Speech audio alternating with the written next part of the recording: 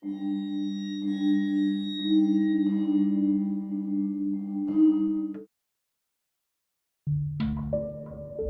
fue un estruendo lo que anunció el fin en la vecindad, sino un silencio absoluto que drenó el color del patio, una ausencia de sonido tan profunda que se podía escuchar el latido del propio miedo golpeando contra las sienes.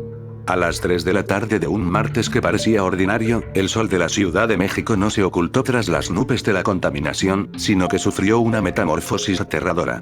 Se volvió negro, opaco y denso como un saco de silicio tejido con los lamentos de los olvidados, y la luna, visible en un cielo ahora violeta, adquirió el tono de una herida abierta que no deja de supurar. Una sangre vieja, espesa y oscura que bañó los lavaderos de cemento, el barril de madera astillada y las conciencias de quienes habitaban aquel recinto. Don Ramón salió de su casa, la número 10, con el rostro de un color cenizo que se mimetizaba con su desgastada playera negra. Sus ojos, antes llenos de la astucia necesaria para esquivar al señor Barriga, estaban ahora dilatados por una comprensión instintiva del desastre.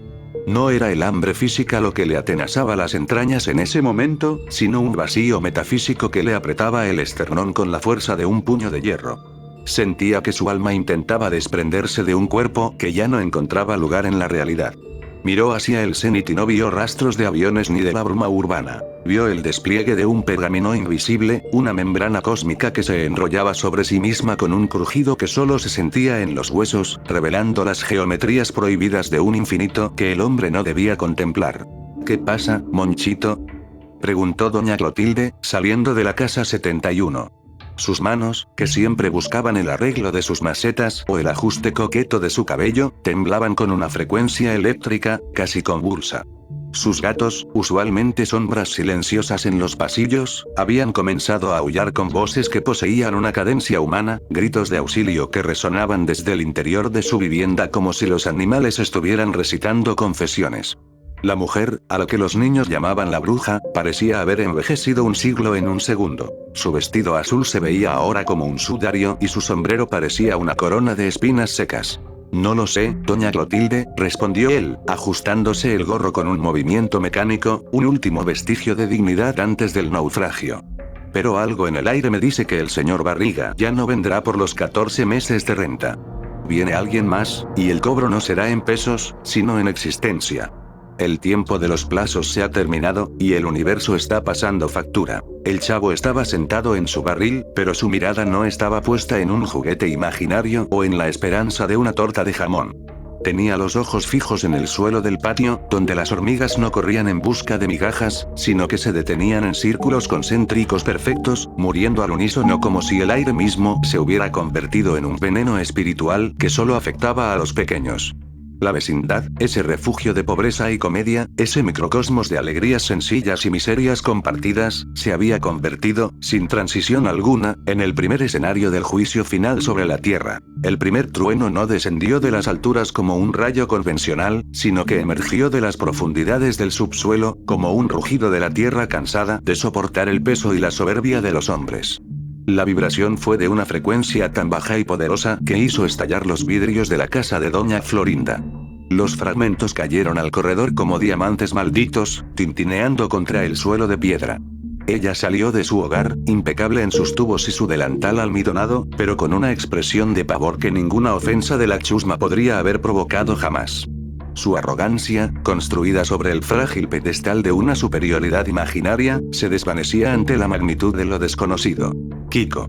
Kiko, entra de inmediato.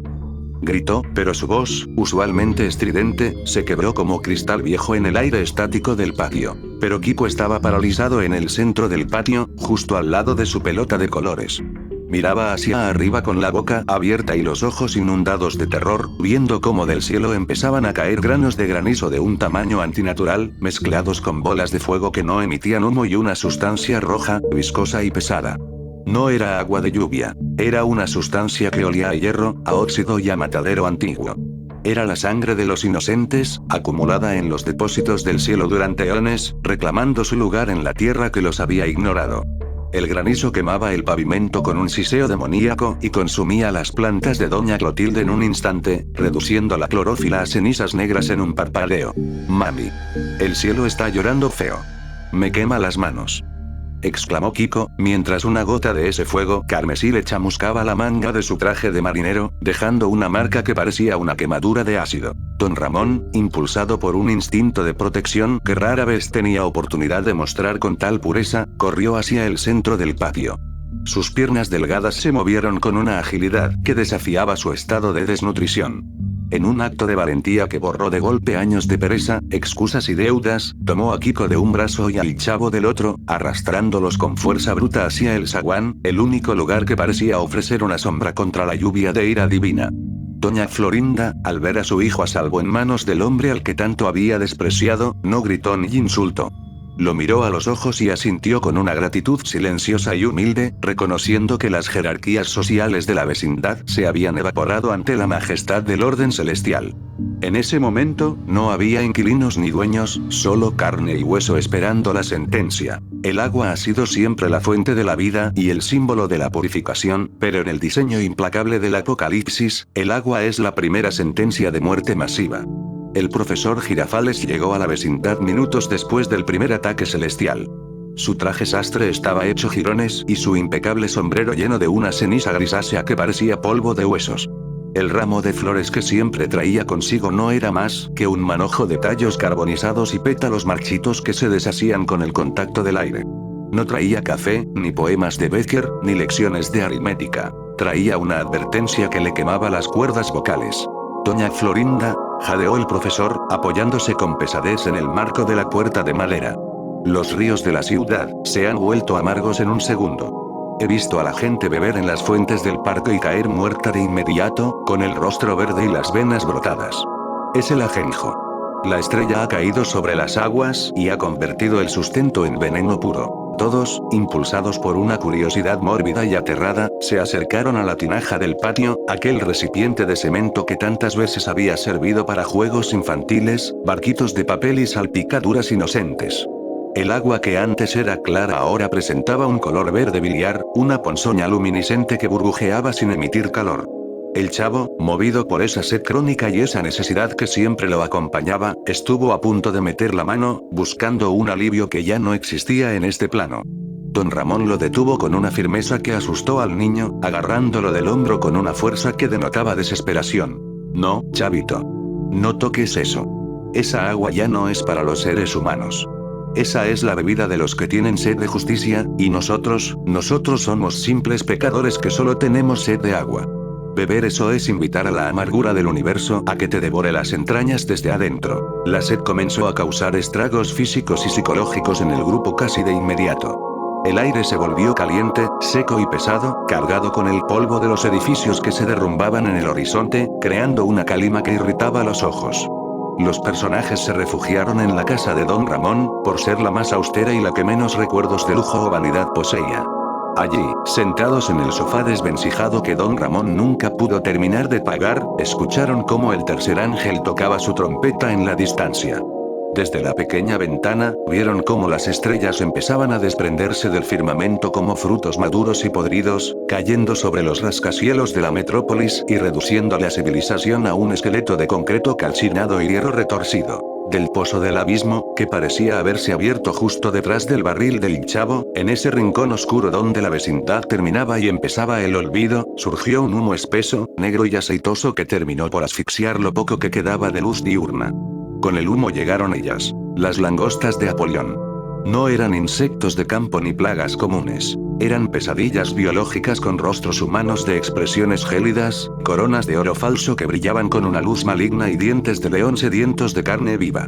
El ruido de sus alas no era un zumbido, sino el estruendo de miles de carros de guerra corriendo hacia una carnicería. Cierren las ventanas.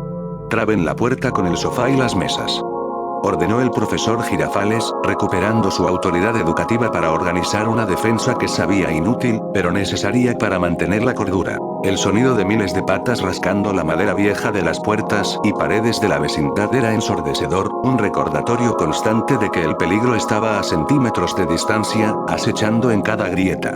Una de las criaturas logró romper el vidrio de la ventana con su cabeza de aspecto humano, que tenía ojos llenos de una inteligencia cruel. Poseía una cola de escorpión que vibraba con un veneno diseñado no para matar, sino para prolongar el sufrimiento hasta el límite de lo resistible. Don Ramón tomó una silla vieja y, con un grito de guerra nacido de la desesperación absoluta, la usó para empujar a la bestia hacia el exterior, pero en el forcejeo, recibió un rasguño profundo y ardiente en el antebrazo. «Papá. Te han herido», gritó la chilindrina, que se había mantenido oculta tras una cortina, abrazándose a su suéter con una fuerza que le blanqueaba los nudillos. «No es nada, mi hija», murmuró don Ramón, cayendo de rodillas mientras el sudor frío le recorría la frente y el dolor empezaba a irradiar por todo su cuerpo como electricidad estática. «Solo es un recordatorio de que todavía estoy vivo. De que todavía somos humanos en un mundo que ya no lo es». El dolor de la picadura de la langosta era una agonía abrasadora que, según las profecías, duraría 5 meses sin dar descanso ni permitir el alivio de la muerte. Los hombres buscarían la muerte y la muerte huiría de ellos. Pero en la vecindad, el milagro fue otro. El dolor se compartía. Doña Florinda, olvidando por completo sus prejuicios, lavó la herida de don Ramón con lo poco que quedaba de agua limpia de una botella vieja, y el profesor Girafales sostuvo la mano de su antiguo rival político y social. El dolor compartido no desaparecía, pero se volvía un vínculo inquebrantable que los mantenía anclados a su humanidad frente a las bestias del abismo. Doña Florinda se sentó en un rincón de la modesta sala de don Ramón y comenzó a llorar. Pero no era el llanto de la pataleta, de la frustración o del orgullo herido al que todos estaban acostumbrados. Era un llanto silencioso, profundo y catártico, nacido de la comprensión súbita de su propia vanidad y de lo ridículo de su existencia pasada. Miró sus manos que habían dedicado años a señalar con desprecio, a llamar chusma a sus vecinos, a exigir privilegios inexistentes en una vecindad de tercer orden y a castigar físicamente a un hombre que solo intentaba sobrevivir. «Toda mi vida», susurró, con la voz rota por el peso del arrepentimiento, «me la pasé despreciando a los que no tenían nada. Viviendo de recuerdos de una grandeza que nunca tuve, preocupada por una tacita de café y por mantener la distancia con gente que, al final, es la única que está aquí conmigo. Y ahora, Dios nos ha puesto a todos en el mismo nivel. El nivel de los que suplican un segundo más de aliento antes de que el cielo se cierre». En ese momento de confesión, la puerta se abrió lentamente y el señor Barriga entró. Estaba irreconocible para cualquiera que lo hubiera visto recolectando rentas apenas el día anterior. Su impecable traje gris estaba hecho jirones, tenía heridas abiertas en el rostro y sus manos estaban vacías. No traía su maletín de cuero donde guardaba los registros de las deudas. Entró en la casa y, sin decir palabra, se sentó en el suelo de cemento frío, justo al lado del chavo. El hombre que representaba el capital, la propiedad y el orden establecido, se veía ahora como un mendigo más en la casa de su inquilino más moroso. «Don Ramón», dijo el señor Barriga con una voz que parecía venir de un lugar muy lejano. «Ya no hay deudas. Ya no hay cobros. He visto cómo mis edificios en el centro se hundían en la tierra como si fueran de papel. El verdadero dueño del edificio ha llegado para juzgar a las naciones, y yo me he dado cuenta de que solo soy otro inquilino que llega tarde, terriblemente tarde, al arrepentimiento. Perdóneme, don Ramón, por cada vez que le grité o le humillé por unos pesos que hoy no valen ni el papel en el que fueron impresos». El chavo, viendo la angustia genuina del hombre gordo que tantas veces lo había golpeado sin querer al entrar a la vecindad, metió la mano en su bolsillo sucio y sacó un pedazo de pan duro, un tesoro que guardaba celosamente para un momento de hambre extrema. Lo partió en dos con cuidado y le ofreció la mitad al señor Barriga. Fue un gesto de redención tan puro que pesó más en la balanza divina que todas las catedrales y limosnas de los ricos. En medio del apocalipsis, la caridad del que no tiene nada brillaba como una hoguera sagrada en la noche más oscura del alma. La estructura física de la vecindad comenzó a desmoronarse de una manera que desafiaba la ingeniería. Las paredes no se caían por la gravedad, sino que parecían disolverse, revelando que el mundo era solo una fachada. Los edificios altos alrededor de la calle desaparecieron tras una cortina de fuego y estruendo. Los 7 truenos emitieron sus voces desde el horizonte violeta, revelando verdades que el oído humano no está diseñado para procesar sin volverse loco. El profesor Girafales, cuya mente siempre había sido un refugio de lógica y pedagogía, intentó buscar una explicación científica, pero la ciencia se había marchitado junto con las leyes de la termodinámica. «Estamos en el epicentro de la justicia, Florinda», dijo el profesor, apretando la mano de la mujer con una desesperación casi infantil.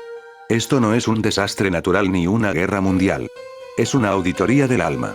Cada trueno que escuchamos es una mentira humana que se rompe bajo el peso de la verdad eterna. Vieron a través de la puerta entreabierta como un ángel colosal, cuya estatura llegaba a las nubes y que tenía un arco iris rodeando su cabeza como un halo, ponía un pie sobre las ruinas de la ciudad y otro sobre los restos de la tierra, jurando con voz de trueno que el tiempo ya no sería más.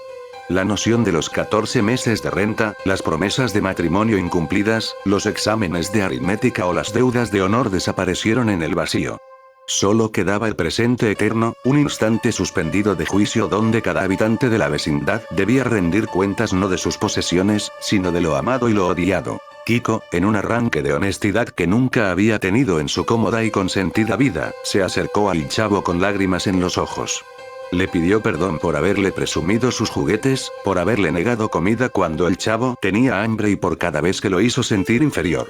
El chavo, con la sencillez de quien ya vive en el reino de los humildes, le sonrió con una paz que sobrepasaba todo entendimiento y le dijo que no importaba, porque pronto estarían en un lugar donde los juguetes no se rompían y las tortas de jamón se multiplicaban para todos sin necesidad de dinero. Esa reconciliación infantil fue el bálsamo espiritual que permitió al grupo enfrentar lo que vendría después. De la calle, más allá del zaguán que solía ser la frontera segura entre la vecindad y el mundo exterior, surgió un rugido que hizo vibrar los huesos y paralizó los corazones de los presentes. Una bestia con 7 cabezas y 10 cuernos, cubierta de nombres de blasfemia y con una presencia que irradiaba una majestad maligna, caminaba por la avenida principal. La gente, en su desesperación absoluta por el hambre provocada por el ajenjo y el dolor de las langostas, corría hacia ella en masa, buscando una marca, un sello en la mano o en la frente que les permitiera comprar un mendrugo de pan o un sorbo de agua que no supiera a veneno. Estaban dispuestos a entregar su eternidad y su libertad por una hora más de esta vida agonizante. No salgan. Por lo que más quieran, no crucen ese zaguán, advirtió doña Clotilde con una autoridad mística que nadie se atrevió a cuestionar. Yo he estudiado las sombras durante décadas buscando consuelo para mi soledad, y conozco el rostro del engaño cuando lo tengo enfrente. Esa criatura promete el alivio del cuerpo para devorar la libertad del espíritu por siempre.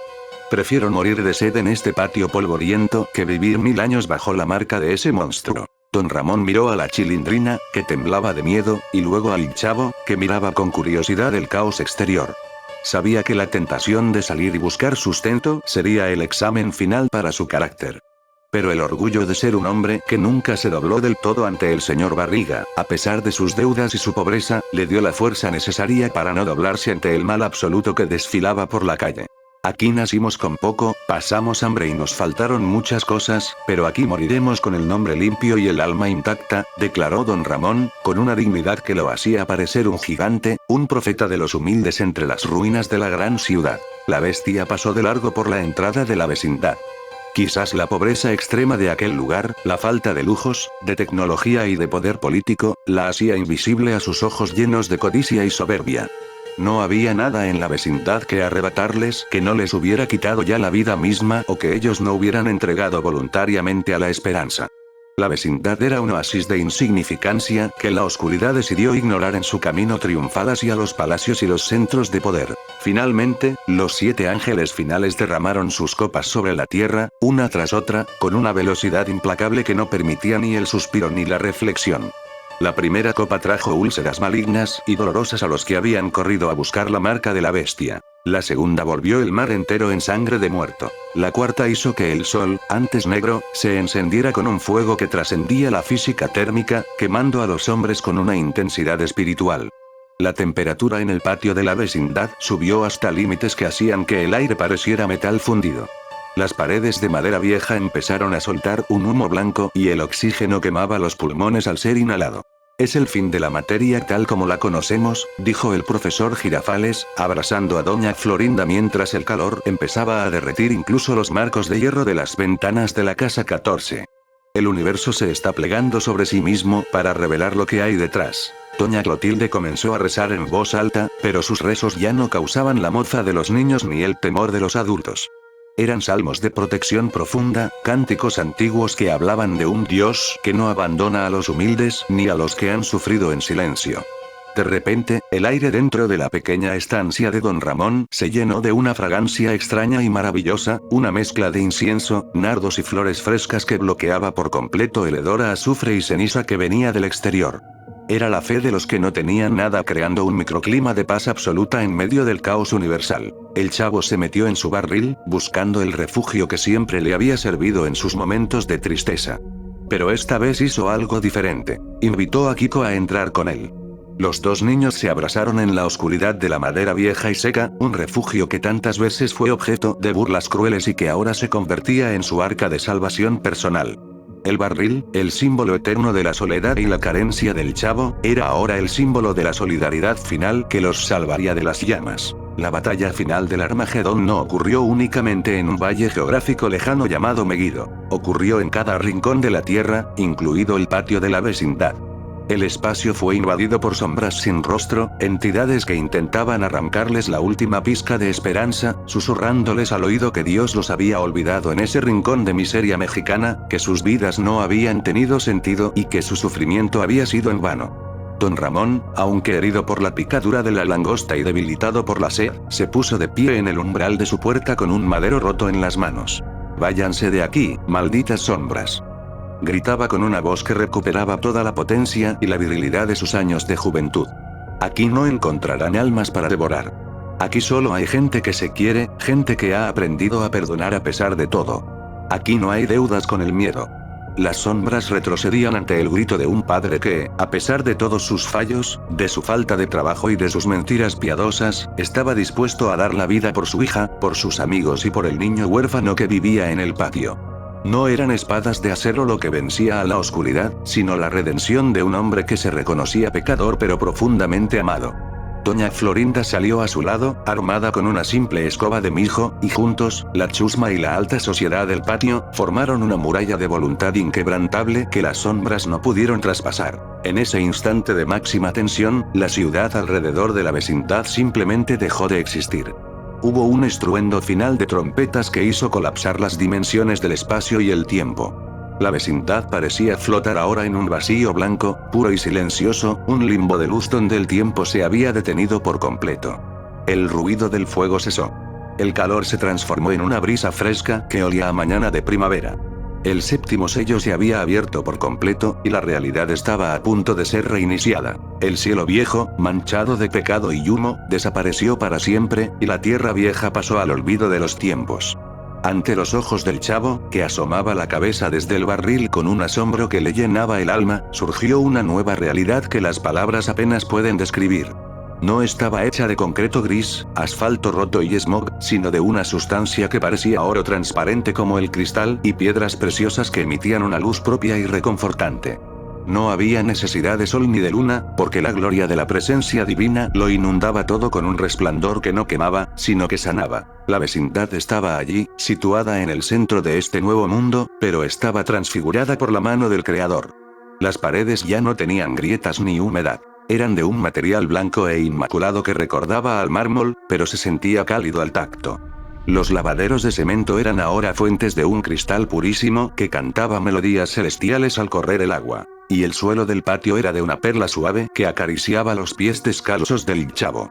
Don Ramón ya no se veía cansado, ni demacrado, ni preocupado por el mañana. Su ropa era blanca y resplandeciente, aunque mantenía su característico gorro de mezclilla, que ahora brillaba con una aureola de paz infinita. «Mire, don Ramón», dijo el señor Barriga, apareciendo con una sonrisa que iluminaba todo el patio y una agilidad que nunca tuvo en la tierra. «He hablado con el dueño supremo del edificio. Me ha dicho que la renta está pagada por toda la eternidad con la sangre y el amor. No hay deudas aquí, solo hermanos». Doña Florinda y el profesor Girafales caminaban por el corredor superior, que ahora estaba adornado con flores que nunca se marchitaban y que perfumaban el aire con la esencia de la alegría pura. Ya no había clases sociales, ni bofetadas de rencor, ni insultos de chusma, ni humillaciones. Solo había una comunidad unida por el sufrimiento que habían superado juntos y por la fe que los mantuvo firmes en la hora de la prueba. El chavo salió de su barril y vio, en el centro del patio, una mesa de banquete celestial que se extendía hasta donde alcanzaba la vista. Sobre ella, vio la torta de jamón más grande, perfecta y deliciosa que jamás hubiera soñado en sus días de mayor hambre. Pero antes de darle el primer bocado, el chavo miró a su alrededor y vio a todos sus amigos, vivos, sanos y radiantes. Entendió entonces que el apocalipsis no había sido el final destructivo que todos temían, sino el proceso necesario de purificación para limpiar el patio de su alma de todo lo que los separaba. Eso, exclamó el chavo con lágrimas de una felicidad que no cabía en su pecho. En la nueva vecindad, Dios mismo se acercó a cada uno de ellos y enjugó toda lágrima de sus ojos con una ternura infinita. Ya no habría muerte, ni llanto, ni deudas de renta, ni hambre, ni soledad. Porque las primeras cosas, el dolor de ser pobre, el desprecio de los demás y la tristeza de no tener familia, habían pasado para siempre. El drama de la vecindad había terminado en la tierra, y comenzaba ahora la comedia eterna de la luz, donde el chavo del 8, por fin, tenía un hogar que nunca le sería arrebatado.